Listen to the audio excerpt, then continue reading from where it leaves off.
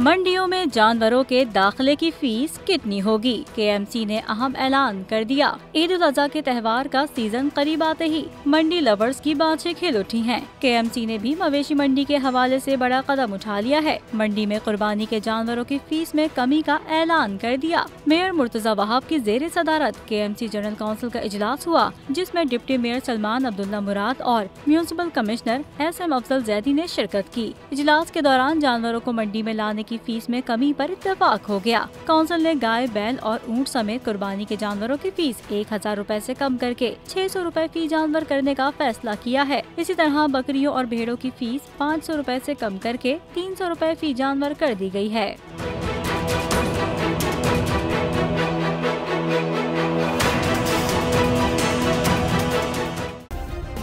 Subscribe करें और bell दबाएं ताकि कोई खबर रह न जाए।